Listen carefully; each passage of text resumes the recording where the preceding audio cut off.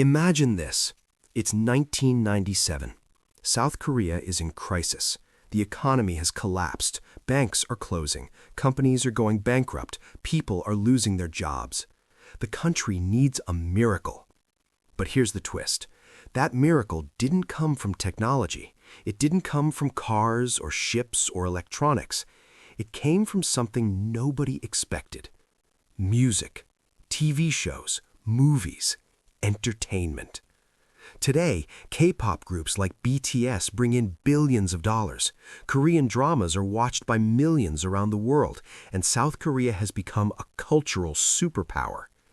But how did this happen? How did a country in economic ruins use songs and stories to rebuild itself? This is that incredible story. Let's go back to that dark time in 1997. South Korea was hit by something called the Asian financial crisis. The country's currency, the won, lost half its value almost overnight. International loans dried up. The future looked hopeless. The government had a choice.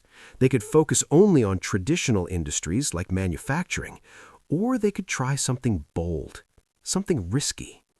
They chose to invest in culture. President Kim Dae-jung had a vision.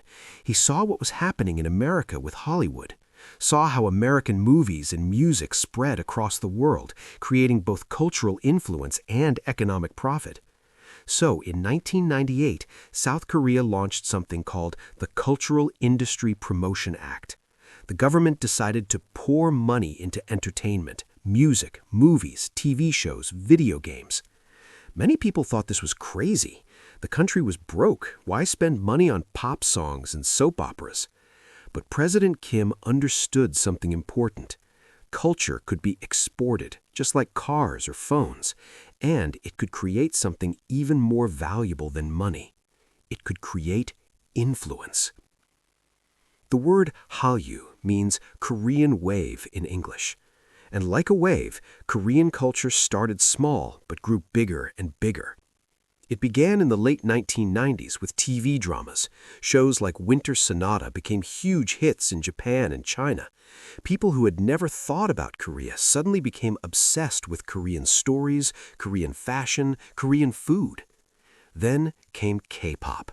In the early 2000s, companies like SM Entertainment, YG Entertainment, and JYP Entertainment created a new system. They would find talented young people, train them years in singing, dancing, and even language skills, then debut them as polished pop groups. Groups like TVXQ, Super Junior, and Girls' Generation became sensations across Asia. But the real explosion was still to come. In 2013, a small company called Big Hit Entertainment debuted a group called BTS.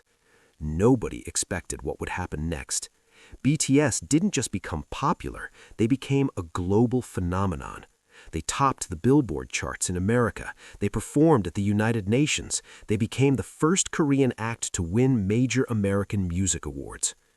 But here's what makes their story even more incredible. BTS generated over $5 billion for South Korea's economy in just a few years. That's not counting their music sales.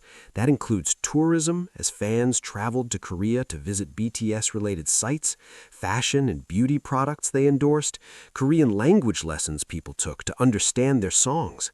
One group, billions of dollars, and hundreds of millions of new people interested in South Korea. Following BTS came groups like BLACKPINK, Twice, Stray Kids, and dozens more, each one adding to the wave. While K-pop was conquering music, Korean dramas were taking over TV screens worldwide. Netflix changed everything.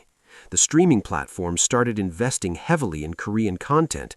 Shows like Crash Landing on You and Kingdom reached audiences in countries where people had never watched Korean TV before.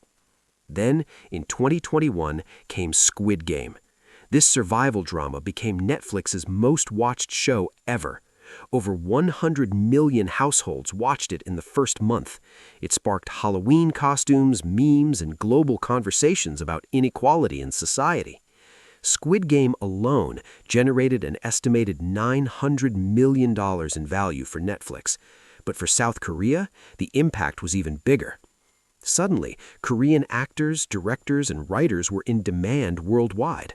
Production companies from Hollywood came knocking. Korean became one of the fastest-growing languages to learn on apps like Duolingo. Here's where the story gets really interesting. K-pop and Korean dramas didn't just make money from music sales and streaming. They created something economists call the multiplier effect. When someone watches a Korean drama, they often become curious about other things. Korean food, Korean beauty products, Korean fashion, Korean technology. Samsung and LG became even more popular because people associated them with cool Korean culture. Korean cosmetics, called K-beauty, became a multi-billion-dollar global industry. Korean fried chicken restaurants opened in cities from New York to London to Dubai. Tourism exploded. Before the pandemic, over 17 million tourists visited South Korea each year. Many of them came specifically because of K-pop and Korean dramas. They wanted to visit filming locations, attend concerts, try the food they saw on screen.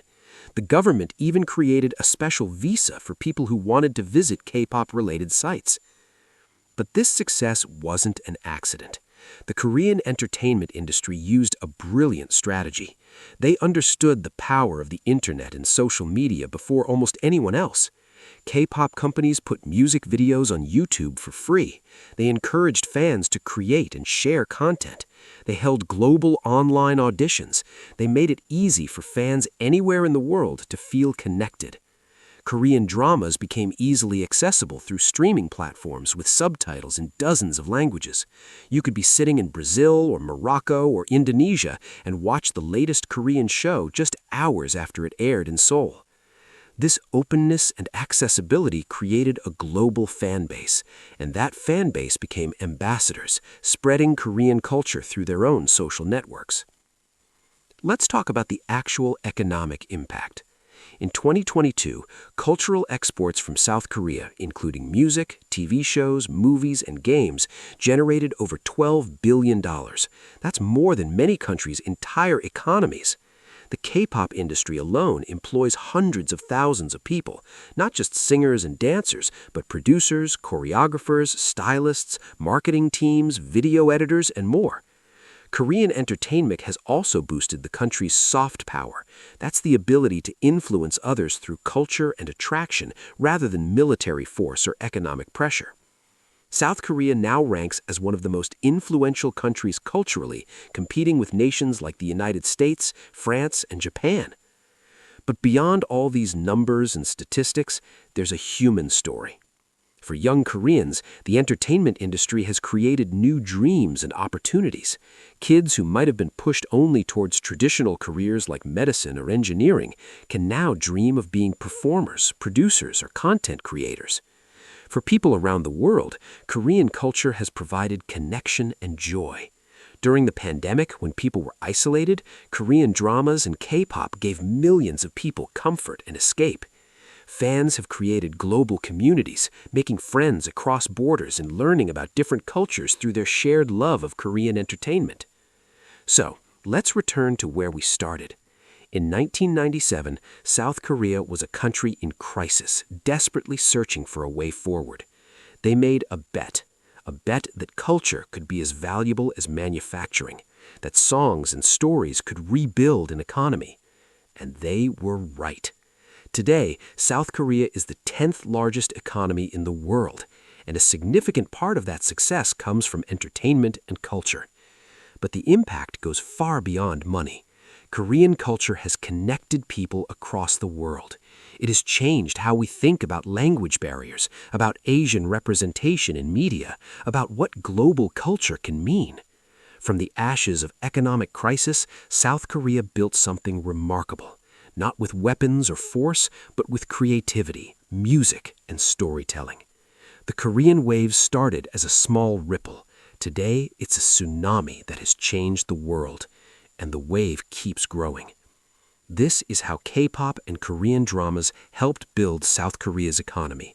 But more importantly, this is how one country showed the world that culture isn't just entertainment. Culture is power.